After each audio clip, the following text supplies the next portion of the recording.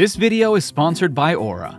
If you're watching this video, you probably already know how Help Wanted 2 ends, and it's pretty terrifying, right? A group of nightmare staff bots robs us of our identity and turns us into yet another of the many staff bots you see throughout the Pizzaplex. Well, data breaches do something very similar, and bear with me on this.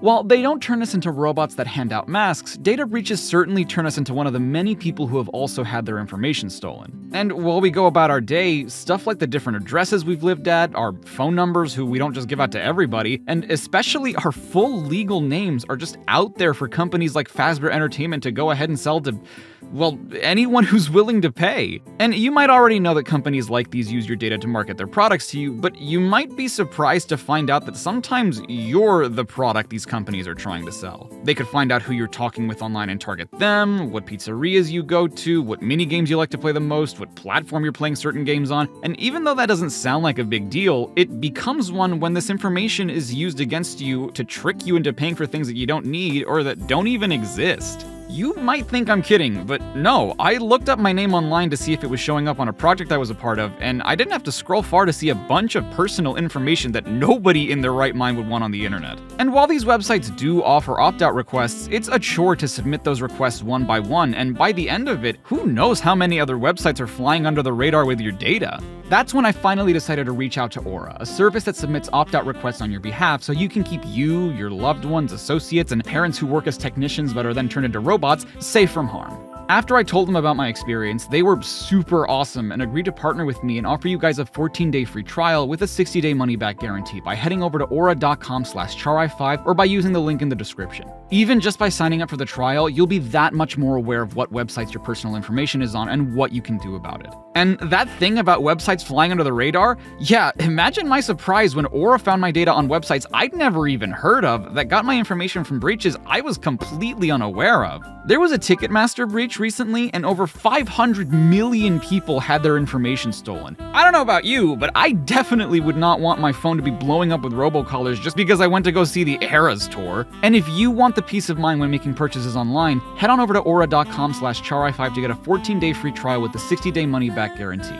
That's aura.com/CHA, 2 R's, 3 I's, and a 5 to keep your data safe, and more importantly, yours.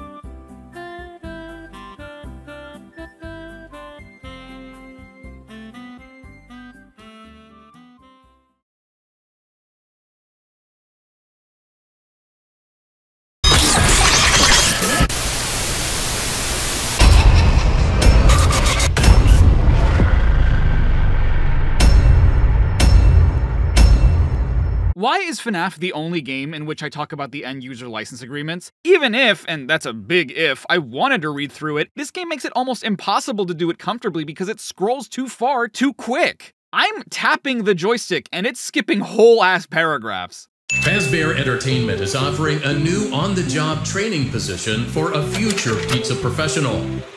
We would love to give you more details, but for legal reasons are unable to without a signed non-disclosure agreement.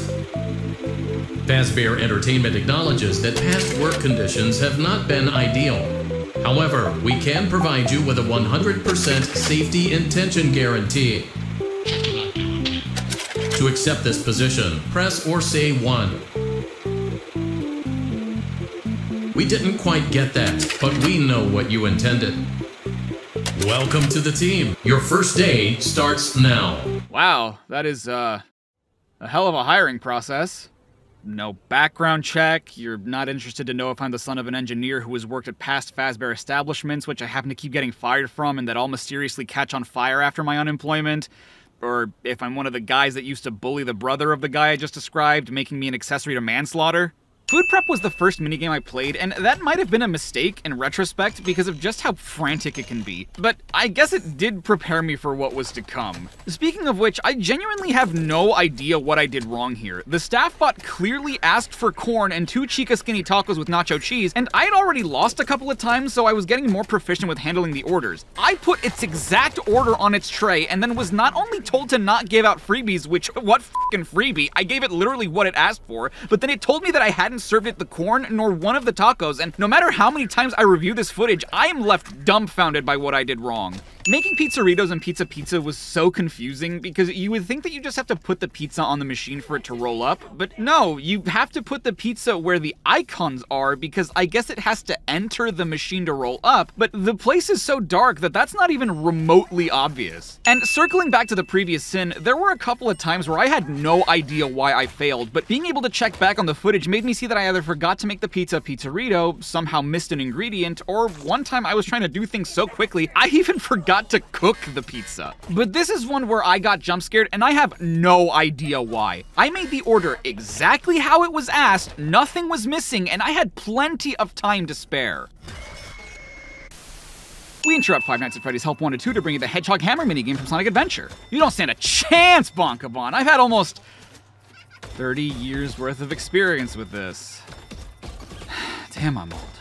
It is absolute ass that you would have to buy a PSVR 2 just for the Mystic Hippo minigame. And like, I'm glad it's not an actual task that you need to do to complete the game and is instead just a way to demonstrate the eye tracking capabilities of that particular headset, but that being the case makes it even less worth it. And what kills me is that you can achieve the same effect without it. I'm playing the Steam version on a Quest 2 using a mod that re-implements the minigame by instead tracking your hands, and all it took was placing a 120 kilobyte file in one of the game's folders. 120 kilobytes! Your phone takes photos larger than that!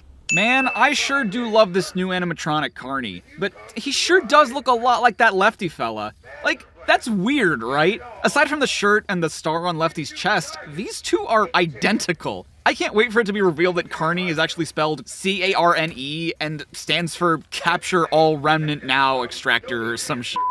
See, this is one of the reasons I can't get behind the idea that Fazbear Entertainment still exists in any sort of capacity. They were clearly huge, right? Like, they had their own cartoon, their own action figure line, they have modern day merchandise, which is extended beyond just the toy market, but the food market as well, as it pertains to candy outside of the multiple franchises it has, in addition to animatronic delivery services and video games, right? So this is an incredibly well-known company that over the years has had incident after incident involving kidnapping, child homicide, arson, and various forms of bodily harm and injuries that happened at so many different locations that it eventually led the incorporated company to become a limited liability one. And we're apparently just okay with that?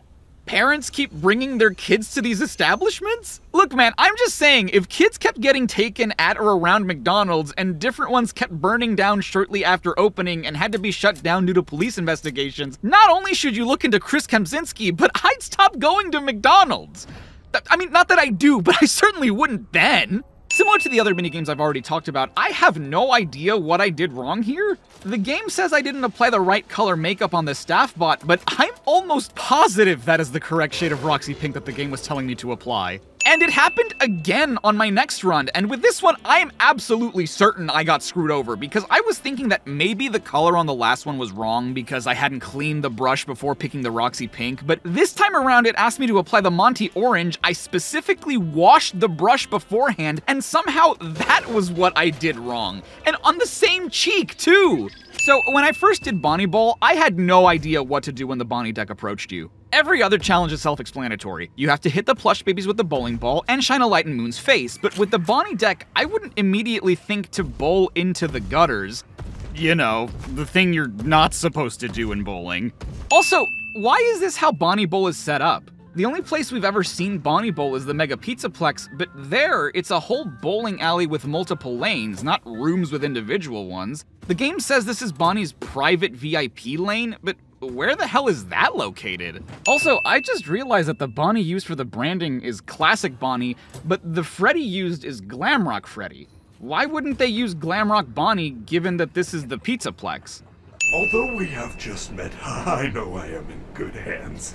After all, you are a Fazbear technician, are you not? That's an interesting thing to note about this game's story. In the first Help Wanted, we were a beta tester for a game Fazbear Entertainment had commissioned to dispel the rumors surrounding their establishments. The Freddy Fazbear Virtual Experience was the whole explanation behind all the minigames we were playing. As a beta tester, it didn't matter what the minigame was, it was all part of the Fazbear Virtual Experience. In this game, we're a FAS technician working for the company, and the minigames take on the role of tasks we need to complete as an employee of the company, both at the Mega Pizzaplex and the sister location Circus Babies Entertainment and Rental. And I'd be fine if every single minigame we played was stuff like cold storage, where we have to fix Freddy, or make sure Roxy's ready for the show, or practice serving food at El Chips. But then you have things like Bonnie Bowl and Phaser Blast that are kinda just there for fun.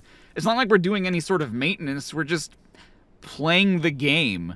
So, I'm no animatronic engineer or anything, but how does applying cold to a piece of metal make a giant lump on it shrink? I understand compression and expansion, but I don't think that's how it would work on an injury.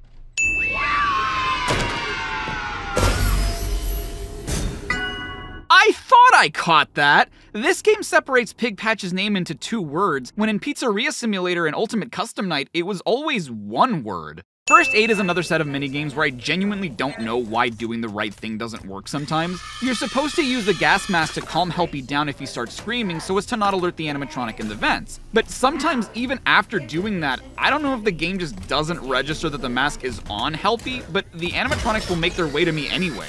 What's worse is that sometimes they can still ruin a run even after you stabilize Helpy. If you accidentally do something that would normally cause Helpy to scream after you've successfully given him medical attention, the gas mask won't have an effect, giving the animatronics enough time to jump scare you before the minigame ends. And I swear that sometimes it happens even when you haven't messed up. Like, the animatronics will sometimes just decide to approach you at the end anyway. This right here is the reason this took me 40 minutes to beat, and I'm surprised to see that my runtime for this one wasn't longer. The game explicitly tells you to stay away from the mini-arenas, so whenever I'd hear them giggle or see them coming at me, I'd do everything in my power to get away from them, which usually ended in Bellora catching up to me because she follows the sound of the mini-arenas. It wasn't until I realized that not only can they not jump scare me, but that I can grab and throw them to the sides to distract Bellora, giving you way more than enough time to reach the end comfortably. You want to know the only thing worse than doing Night 2 of Sister Location? Well, Night 4 of Sister Location, but more importantly, doing Night 2 in VR. So, it took me a little bit to realize that I had a security mask on because, well, in Ruin, it's obvious when you have the mask on because you're looking at an augmented reality, but in this game, the environment just looks normal, the way a regular Freddy Fazbear establishment would. So even though the poster next to the AR inhibitor would have clued me in on that twist, it didn't even occur to me that I might be wearing one.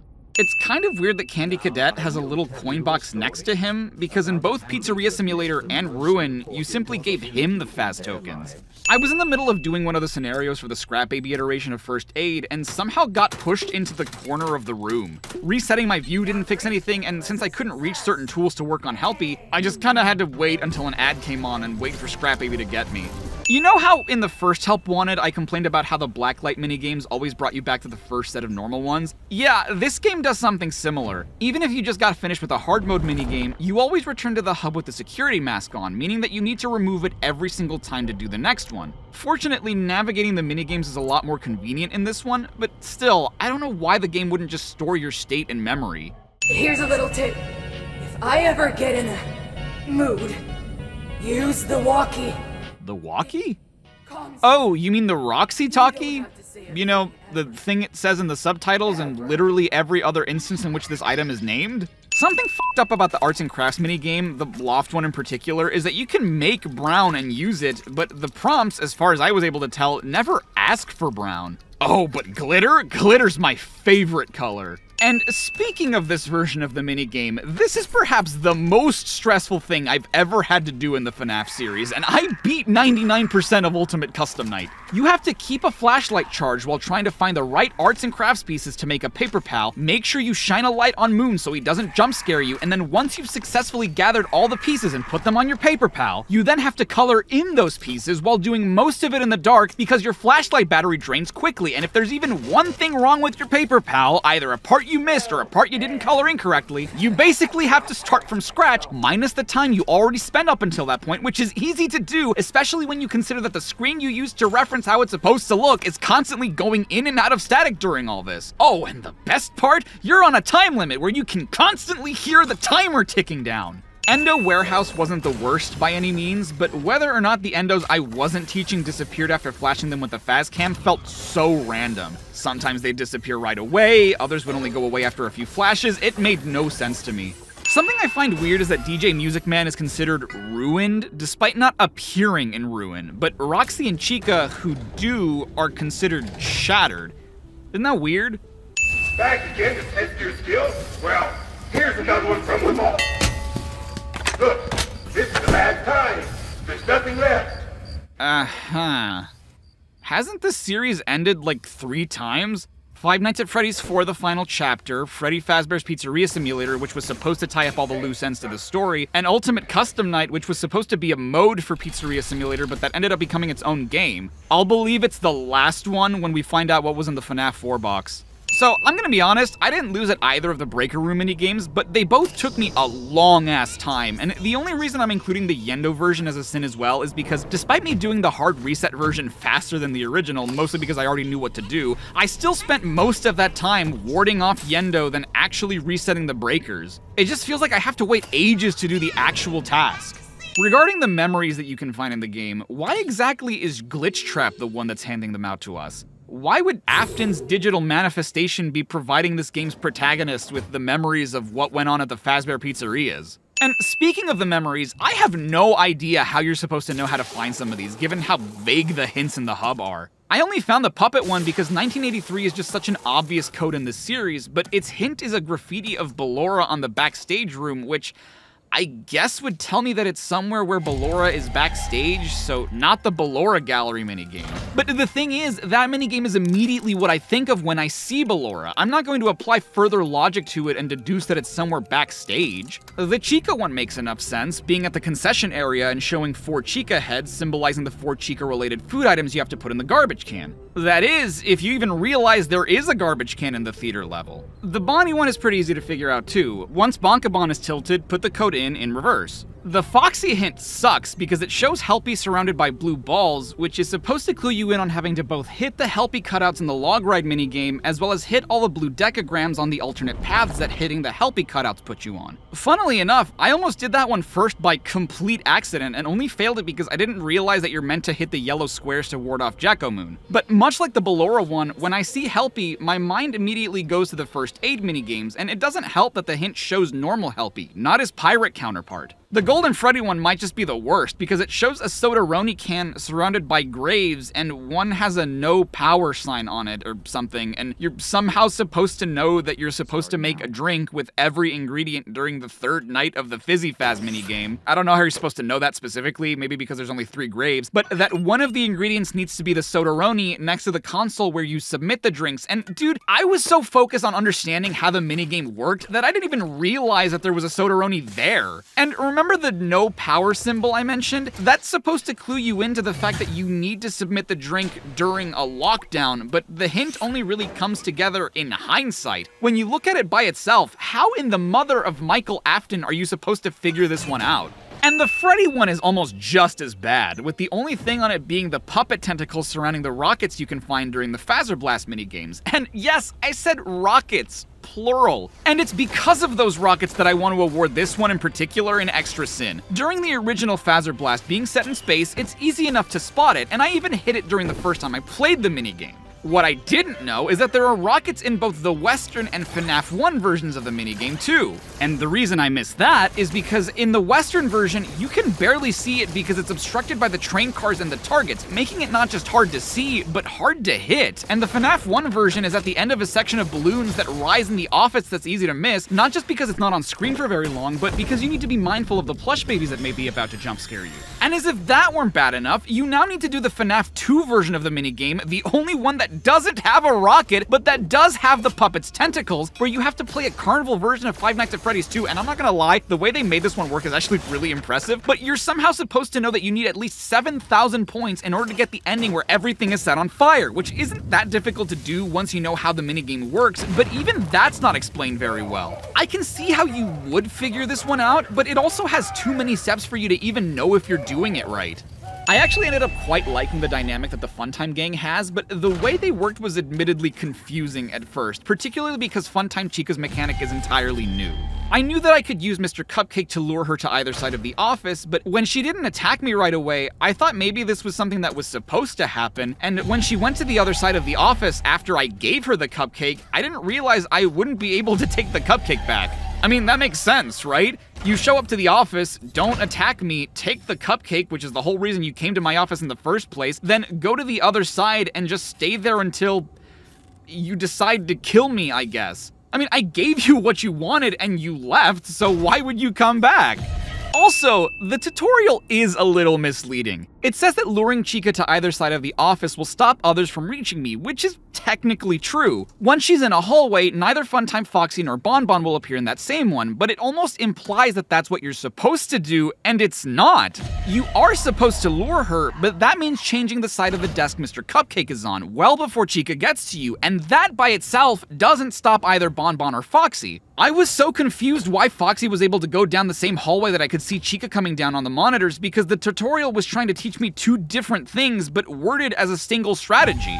Office Job Interview is probably one of the most distressing minigames in Help Wanted 2, and surprise fucking surprise, it's because of the fucking flashlight tag section. The same goddamn minigame that gave everyone a headache in the first Help Wanted. Now, you not only have to do that, but play two other little games, which admittedly are pretty easy by comparison, but flashlight tag sucks when you don't realize that the plush babies can spawn under your desk. Not only is that not in my immediate line of sight, so I don't even think to check there, but you make the same sound you make when you spawn above me. And if you're already underneath me, why don't you just jump scare me already? So, Marta's VTech is credited as Vanny, despite the fact that Vanny doesn't have any spoken dialogue in this game. She was supposed to, as evidenced by localization resource files found in the game's data, but none of the actual dialogue seems to have been recorded, so why is the character in the credits at all? That's like crediting Cameron Miller for voicing Montgomery Gator when Monty's not even in the game.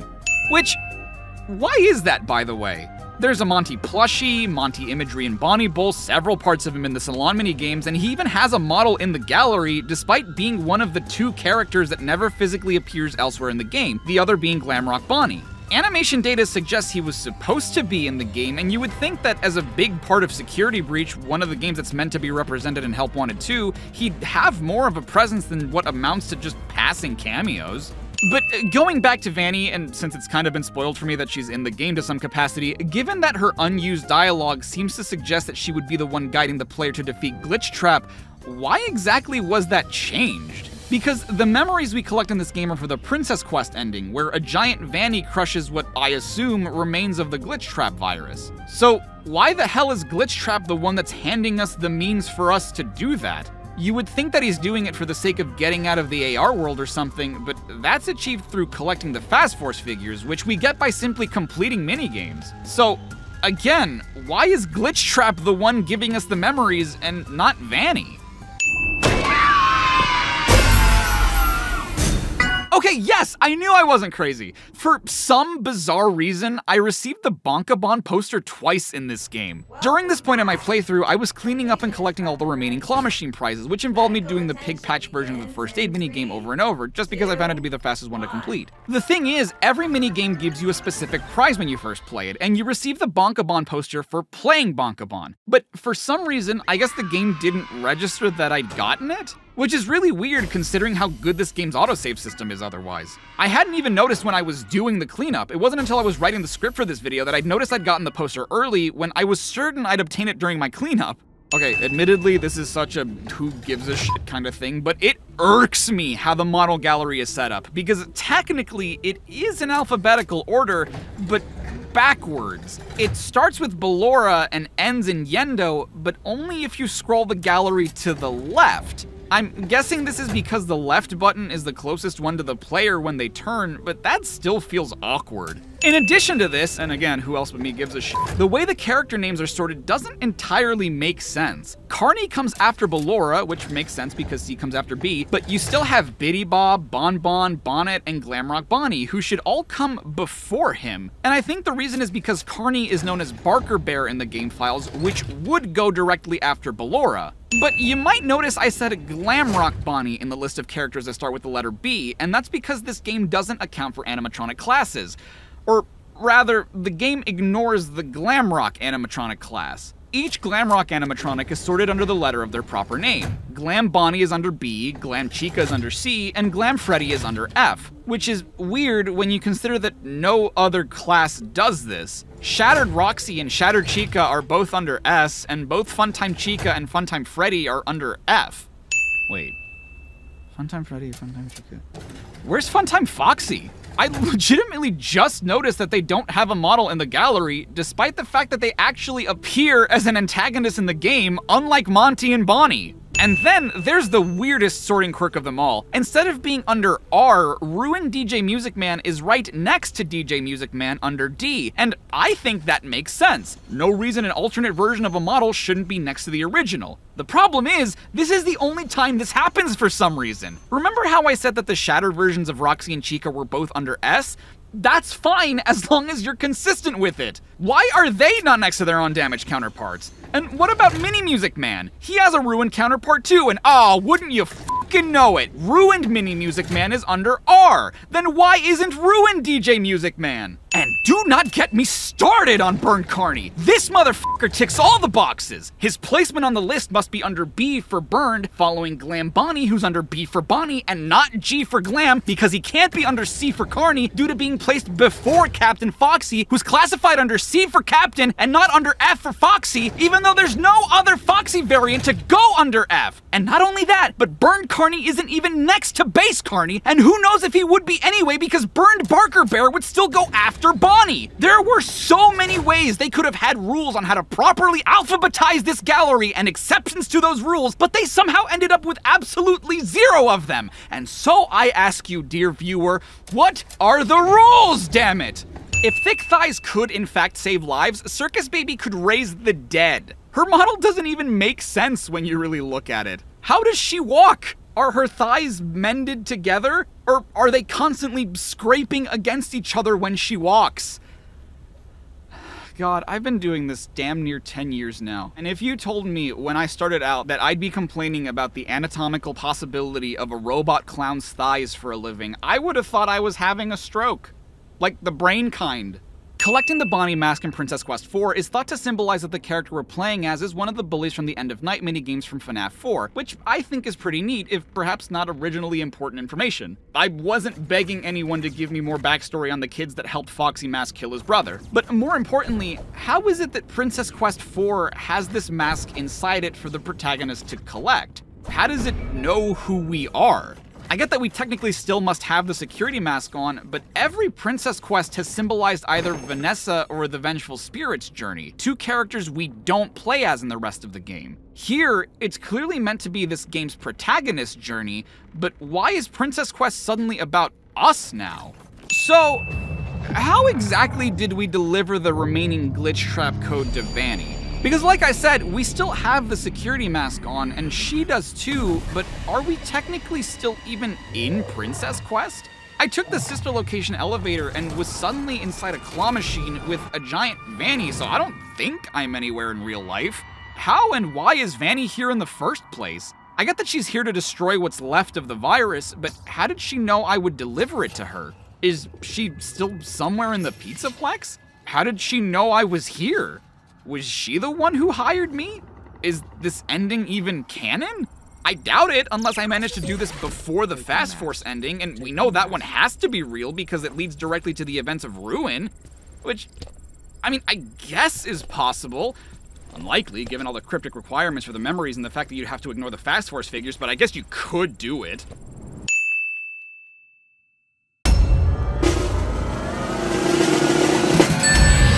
What makes you so special? Hey everyone, Charai5 here. Thank you so much for watching my CINEMASINS pastiche of Everything Wrong with Five Nights at Freddy's Help Wanted 2. It's so cool that I finally got to cover a VR game in actual VR and not just like a flat mode like the first Help Wanted, which I recorded well before I had any intentions of getting an actual VR headset. Question of the video, what do you think is next for Five Nights at Freddy's? Because I know that the game adaptation of the Into the Pit book is coming out, but as of this video, Help Wanted 2 is the latest game in the main series to be released, so what style or story do you think they're going to cover next? Personally, I kind of appreciate that Help Wanted 2 sort of combined the vague open-endedness of the classic games with the modern-day interpretations of the characterizations of the animatronics. And I say that as someone who isn't really a fan of the way that they did the storytelling in the classic series. You know, a lot of the elements were left up to interpretation, and other things were certainly established, but I think it's the reveal of those definite details that I'm more a fan of, and I think that that's what the Steel Wool, more modern era is doing well. And I'm hoping future games can start wrapping up certain story elements. But, I mean, we all know that Five Nights at Freddy's is a machine that isn't designed to die anytime soon. Anyway, you guys should head on over to CINEMASINS, the awesome people that I pastiche. They also host sister channels that cover music videos, brands, and other topics. If you have the time, you should check out some of my other videos, but on screen you're seeing the names of the wonderful patrons and channel members who are so kind enough to support this channel monetarily month to month. You know, they get these videos a day early at the very least. They get a shout out at the end of the video and in the description, and if you so choose, you can help me out by heading over to the links in the description or by hitting the join button underneath this video somewhere. And if not, just classic engagement, liking, commenting, subscribing, all that good stuff, so that other people can watch these videos too, and share them with people you think might like this as well. Until next time, you know, thank you guys so much for watching. As always, stay safe and stay awesome. This is Char5, signing off. All right, that's the last one in that series. Yeah. What's wrong? I need to talk. I think this has been good for us. After all this time, I'm glad that you don't see me as something to place your negativity on, or fear me being a part of you, or think that I exist simply to be the opposite of you.